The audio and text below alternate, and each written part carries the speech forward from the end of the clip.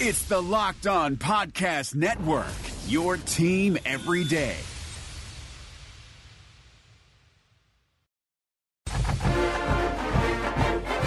This is the Locked On Auburn Podcast, your daily Auburn Tigers podcast, presented by Fetch Me Home Delivery. Use promo code FetchMe20 for your first delivery free. Your family meal delivered in 40 minutes or less. By the time it gets to your home, it will still be warm. And you can just get home from work and get ready for the afternoon with your Fam Jam.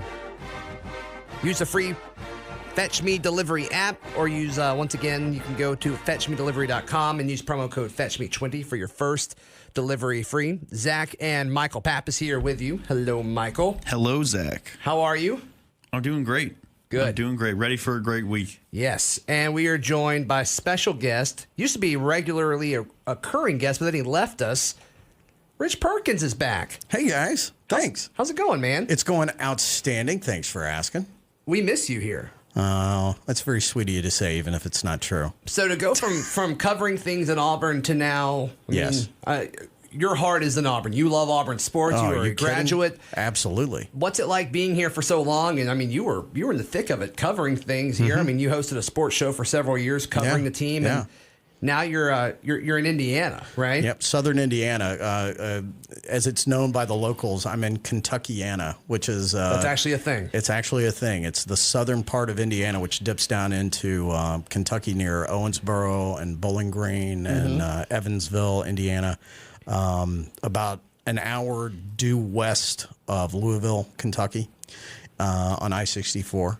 And that's basketball country, right? It is. You talking a bunch of trash? It is. Are you kidding? I cannot wait for basketball season to get going. It's a different culture.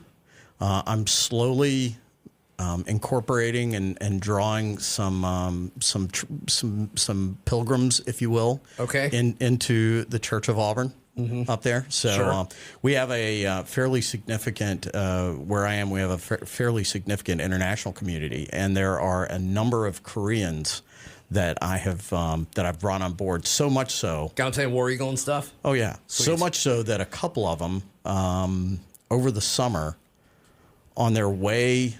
I think they were on their way to New Orleans, made a stop in Auburn just to go to Toomer's Corner and have Toomer's lemonade. Well, you're doing something right then. So I'm pretty. That's great. Yeah. So before we jump into basketball, obviously they beat St. Louis University on Saturday, but the big news, and Michael, you kind of hinted at this, but Derrick Brown is playing in the Outback Bowl. Yeah, I'm surprised. I'm happy for him. I guess if this is his what he wants to do, to go out as a guy who played in the bowl game, even though it was kind of it doesn't really matter. It's an exhibition game. This is not the advice I would have given him. I can't say I don't agree with what he's doing, because at the end it's his decision. Like, if he wants to play, he should play. But really, I'm just going to be holding my breath the whole game, because I really just hope that nothing really bad happens to him during the game. Yeah, reports are Malzahn expects all of the players to play. He doesn't expect anyone to hold out. Derrick Brown is definitely the biggest one in question. Maybe Marlon Davidson, maybe Prince Tega if he decides that's the route that he wants to go, as well as Noah Benogany if he were to announce and he was leaving early to go to the NFL draft. So I think it's good for Auburn. I think it's really bad for Minnesota. But his decision, I mean, the gist of it is he's a team first guy, and that is just so like countercultural to what we've seen as far as like how first round draft picks or about to be first round draft picks have handled their appearance in bowl games. Really, Christian McCaffrey was kind of the first guy to do it. You know, what's interesting is that when you listen to some of the national pundits on the talking heads on whether it's on ESPN or Fox Sports or any of those big guys, there is a predisposition. The default now is the default position is you're an idiot if you play in a bowl game if you're going to go in the top of the draft. Like you should never you should never do this, that the money is just too much. And it's financially stupid and irresponsible and somehow immature, maybe.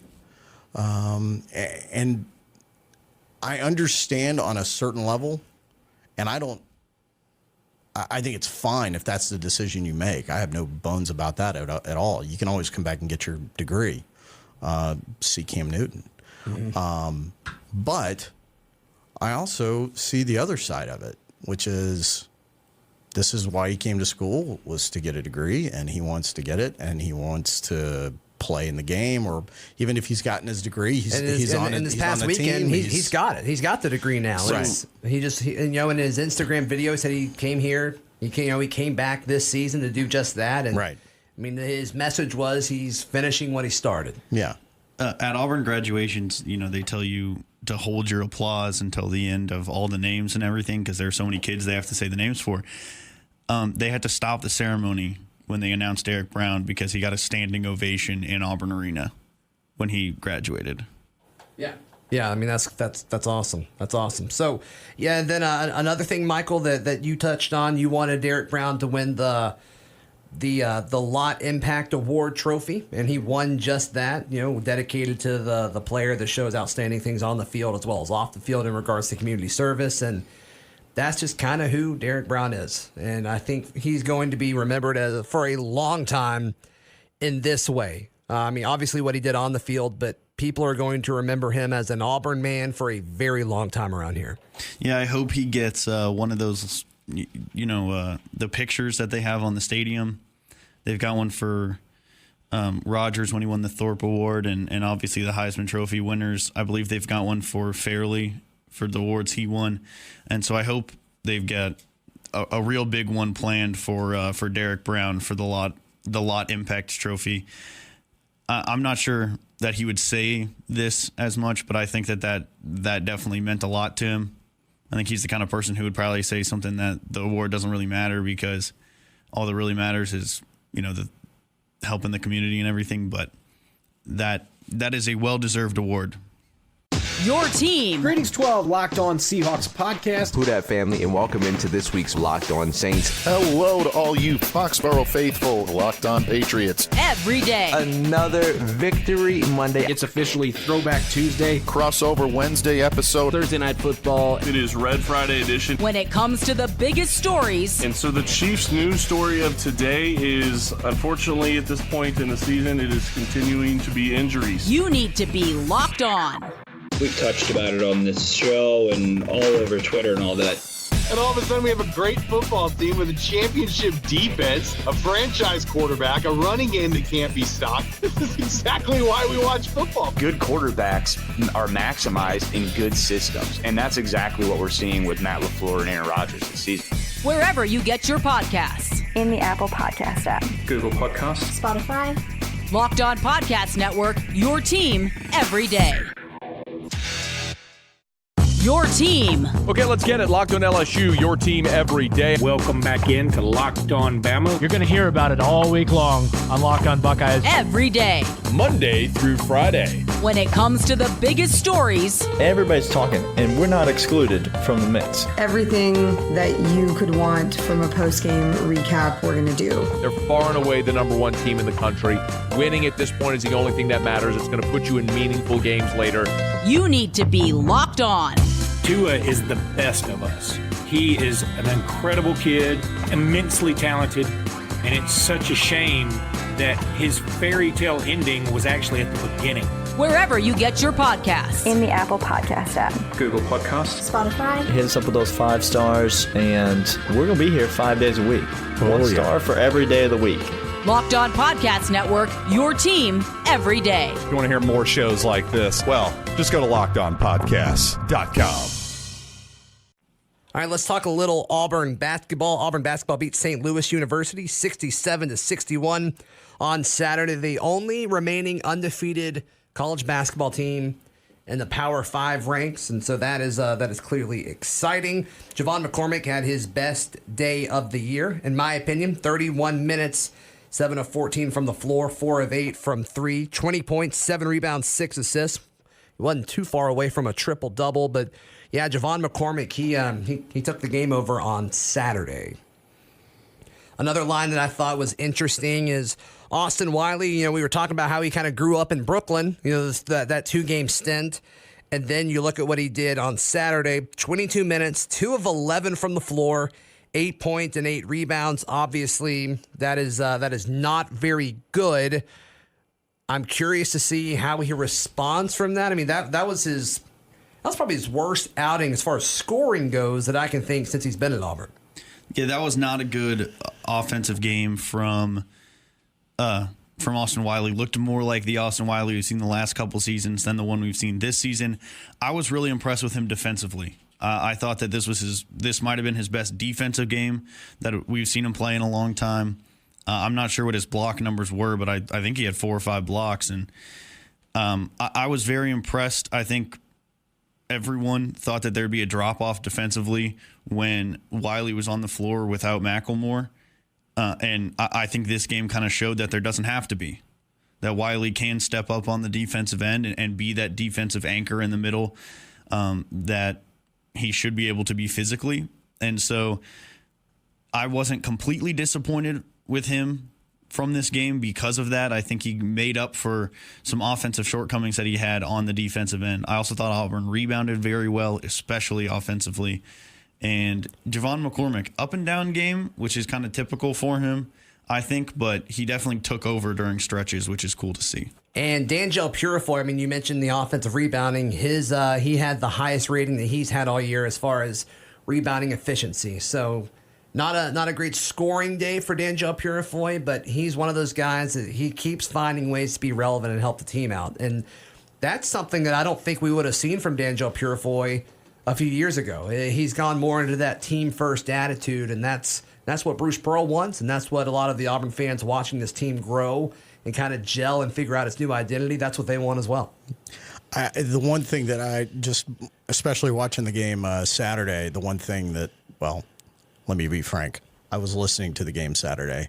I was watching the Navy-Army game, but I was listening to the game. I think it's the Army-Navy game. No, it's the Navy-Army game when you beat them 31-7. Okay. Like to see a little more consistency from the charity stripe. Are you a Navy guy? Yes, I am. Hey, just a quick, I'm sure everybody knows this, but just a shout out to Coach Bruce Pearl. He's now, Auburn has won 9 games and has now evened. He has come even with the total number of games that Tony Barbie won 7 years ago. So unreal. Tony Barbie going 9-23 in his third season at Auburn. So yikes. Yeah. So and ticking everybody off while on the way to do that. Oh, he was such a sweetheart. Such a sweetheart. It's crazy to me that Kentucky hired him. It's insane. Just not a good dude. No, he's not a good dude at all. No, and conversely, Bruce Pearl, very much a good dude. I'm a fan. But no, in all seriousness, I'd like to, and maybe it was just the rust of not playing for, I don't know, 4 months. How long was it between games? 9 days. It was like forever. Yeah. Maybe it was just the rust, but you want to see a little more consistency there from the line. And my biggest issue, and I know a lot of folks on Auburn Twitter were trying to say it wasn't that big of a deal because the game was in hand, but Isaac Okoro just throwing up that 3 at the end of the game, I thought that was a bad move by the true freshman. And the commentators on ESPN2 were kind of all over him, and a lot of Auburn fans were like, "Dude, chill out. The game was already won." And I'm like, "No. You can't do that." Because, I mean, just think back to Auburn's game against New Mexico State in the first round of the NCAA tournament last year. It came down to stuff like that. I mean, you thought Auburn had it in hand. Mm-hmm. And when it's a game like that against a good opponent, you just want to give them you don't want to give them any chance to come back. I don't care how open you are. You gotta dwindle down the clock there. So And the coaching staff certainly didn't seem to be thrilled with it either. I mean, they pulled out Okoro, who they call their best defender. And so if you're pulling out your best defender down the stretch in a game like that, But hopefully, obviously Auburn won the game, so hopefully it's a good learning experience for Isaac. He is still a true freshman, and you can understand when you're wide open from three-pointer, you get the big eyes and you want to throw it up. A few other interesting stats from the game. Devin Cambridge was a team high plus 15. He also had that really awesome dunk. Who is this kid, by the way? This guy came out of nowhere. I had not even heard that. Now, granted, I've been out of the bubble here. But you're right, though. I mean, bit. all the talk was about Isaac Okoro and Flanagan. Yes. And Devin Cambridge is like, hey, I'm Cambridge here too. came up, and I was like, wait a minute. Yeah, I mean, even Turbo got a lot of talk. But yeah, Devin Cambridge, I mean, he's athletic as mess. Mm-hmm. That was insane. Mm-hmm. And St. Louis had 0 dunks. Yeah. So I saw Justin Ferguson tweeted that out. I'm like, really? And I started thinking about it. I'm like, yeah, I guess they didn't. And that just speaks to how good Auburn defended on the interior. Like I was saying with Austin Wiley, and it wasn't just him; it was really the whole team. So, shout out. All right, let's take some voicemails. Rich, you good for a few voicemails? Yeah. Yes. Absolutely. I'm having to turn these mics on and off because all these mics are so sensitive in the studio. Apologize for that. All right, here's the first one. Yeah. So one thing I kind of noticed watching the Furman game, I know it was a week ago, and I like the beginning of the second half when Furman went on their run. We not only were we not scoring, we weren't getting into much of an offense. We were hoisting up bad shots and stuff like that. So I don't know why I'm breathing hard, but is that an issue or is that something that can be fixed easily? Yes, breathing hard is an issue. We don't have a Harper like last year that can just go get you a bucket unless maybe Samir's that guy. I'm not 100% sure, but yeah. And then secondly, I don't know. Well, anyways, one of y'all is from Dallas, I'm pretty sure. If not, I sound like an idiot right now. But Michael is, if yes. you are, please say yes, because I want to follow up on that later. Where you go? Yes, I am from Dallas, Texas. Richard, Dallas, Texas. Rich, a big part of this show is Michael saying that he's from Texas. No, I don't think it's a huge issue because this basketball team is different than last year's basketball team. And, there is no Jared Harper and there is no Bryce Brown, but there are a lot more role players. And from top to bottom, this team is better, I think. It's just not as good at the top. But when it really matters at the end of the year, when you look at when Auburn peaked last year, I think by that point, Isaac Okoro is going to be a totally different guy than he is now. And you look at all these other talented freshmen. You ask about Devin Cambridge. He's going to essentially be a sophomore at that point. Right. Flanagan is going to be a much more experienced guy. They're trying to put Stretch Akingbola on the court a little bit more. He's playing 2 or 3 minutes a game now, and so that's something that you like to see. And then Turbo Jones. I'm surprised how little that we've been able to see him so far. But I think that's going to change over the course of this season. So I think you're just going to see this team develop a little bit different than it did a year ago. I think you also, one of the signature tones of Bruce Pearl teams, at least in his Auburn tenure, is this walking of a fine line between chunking it from the cheap seats for these kind of, taking shots from the corner, behind the You're not NBA seeing that as line. much anymore, though. You're not as well, but there is kind of this it's like go out and play, and yet there's also a be disciplined aspect to it as well. And his teams always seem to be kind of walking that line. And early in the season, you see those things being developed and kind of focused and clarified. So I think early on you're going to see some of those kind of wild things happening as guys are figuring out you're talking about this team being a team full of role players. And I think everybody's at this point in the season still trying to figure out exactly what their role is. Michael, do you have anything to add on that? Yeah, I agree with the caller. We oftentimes do see these Bruce Pearl basketball teams. The offense seems to do a lot of kind of standing around and throwing up a three-pointer at some point. It's very frustrating to watch. I don't necessarily agree that we don't have a guy who can just go get you a bucket. I think Javon McCormick showed in this game that he can be that guy. One of the things that they wanted him to do is be more aggressive and go getting himself a shot, and we saw it even in the run to the Final Four last year. He has such a quick first step that he can get to the rim, and the way that this Auburn team is rebounding, and even on this offensive side of the ball, especially, gives them the confidence, A, to just toss up three-pointers because guys will get rebounds, but also to get the ball to the rim and toss it up and hope that good things are going to happen if they can get the ball on the rim close to the basket. He's still just this is his best outing of the year, and he's still just shooting 50% from the floor. I just want him to do more than that. And I agree with you about that. But if you're in a situation halfway through the second half or something where, you haven't scored in a couple possessions. Javon's not the guy I call on. I don't think. I think I would rather see Samir or Isaac get the shot. I agree that I would rather them get the shot. I think that Javon can be the guy to, if other stuff is just not working, to take a guy one-on-one and go and get to the basket. His first step is so quick, and we've seen him have that ability to go do that. I'm not saying that maybe if it's the very end of the game, he's the guy I want taking the last shot, but if we need a basket in the second half to stop a run, I have no problem putting the ball in his hands and saying, go get one. All right, let's do. I think we got time for one more voicemail. This one's about running backs. Hey guys, Micah Gaines here, Stephenville, Texas. Just want y'all's take on the running back situation. It seems like to me that we're going to be loaded at the running back position in the coming up season with Booby and DJ and Shivers and Joyner and Miller and Mark Anthony and Tank. What do y'all think? Do y'all think that we may be seeing somebody like Harold Joyner transfer out of the program? Would somebody like, I know we haven't seen, much of any of Mark Anthony. Is that somebody we could see leave? What do y'all think about Shivers?